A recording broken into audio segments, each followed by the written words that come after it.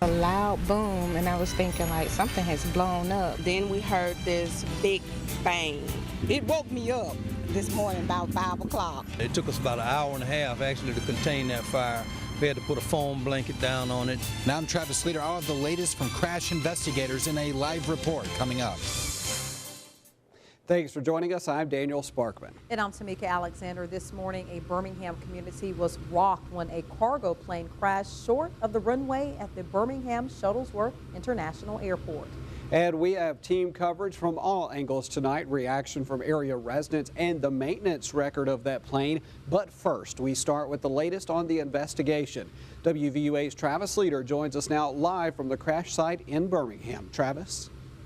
Hey guys, it all started early this morning when a UPS A300 cargo plane departed from Louisville, which is where UPS is headquartered, and they were supposed to arrive here at the Birmingham Shuttlesworth International Airport. Unfortunately, they ended up about a half-mile short here just past the corner of Terrence Huffman Road and Treadwell Road, about a half-mile away from the runway that they were supposed to land at. Now, tragically, 2 people lost their lives in the crash. Both of the plane occupants did, and ever since then crews have been working around the clock. NTSB officials say they will be working through the night into the early morning hours, and this is where they're going to get a lot of their investigative work done. There is also Jefferson County crews out here. The EMA is providing the spotlights that you see behind me so that these crews can continue working throughout the overnight hours. Now, for the people here, what came as a rude awakening soon turned into a tragic reality.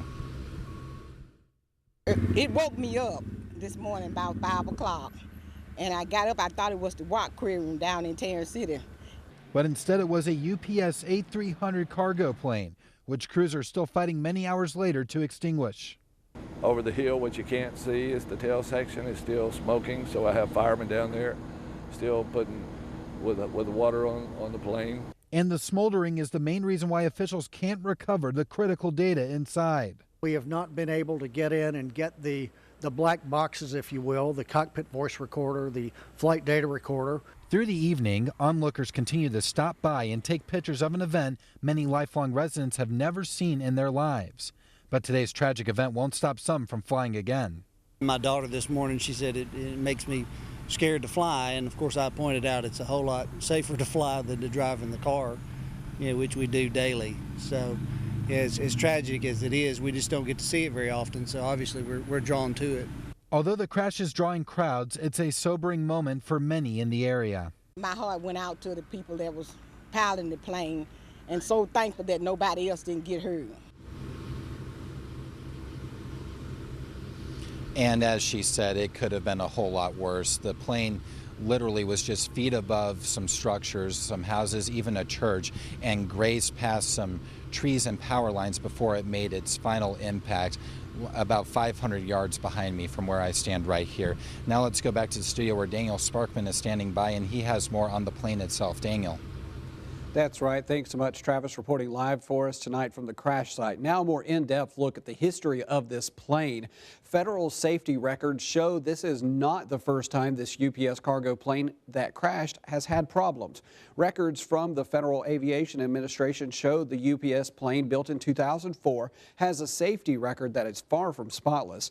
The FAA now requires U.S. air carriers to report failures, malfunctions, and defects in what's known as a service difficulty report, and records show 12 different reports for this plane. The most recent incident happened in May of 2012 when records show the crew had to declare an emergency after the air data computer stopped working. Emergencies were declared on board this plane 2 other times as well. In 2009, the crew heard a loud pop and saw smoke in the cargo area. Then in 2006, the crew declared an emergency after the flap system failed. The other incidents weren't as serious, and in all cases, the cargo plane was repaired and put back into service. There have been no injuries or deaths resulting from those problems on board this UPS cargo plane until today's crash. Now, WVUA has been on the scene of the crash since early this morning talking to people who live near that crash site. And many of the neighbors and residents in the area were still very shaken up. WVUA's Jennifer Edwards has their reactions. It's a loud boom. When we heard the boom, you could actually feel your house shake. It was a loud explosion that residents who live close to the crash site said woke most of them up. But many of them say they didn't realize what had happened. I thought it was a plane or something. Never thought it would have been a plane. We just thought it was like Darceta blasting because they do that all the time. We did not know it was to this capacity that a plane had crashed, so it was very devastating. Peter Torres lives 2 blocks from the airport and volunteers with the Civil Air Patrol. He said he heard a plane flying very low and then heard it backfire. He said this is when he knew something was wrong. I get up in the window because it was very, very close. 5 in the morning, it was very silent and that big noise. So I get up and I look in the window and I would say a minute later, I heard a big explosion. I went to the top of the hill and I saw the aircraft in flame fire. The aircraft was, I see half of the cabin was complete and the other part was in fire.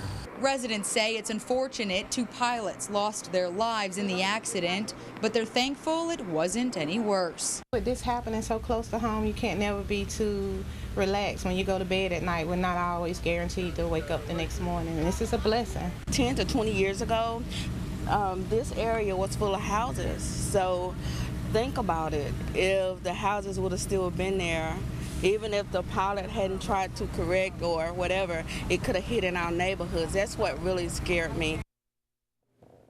And that was Jennifer Edwards reporting. Now, all of the residents we talked to said this is the worst plane crash they have seen in the area. As for the actual cargo on the plane, UPS said in a statement they will be contacting all customers who had items on today's flight.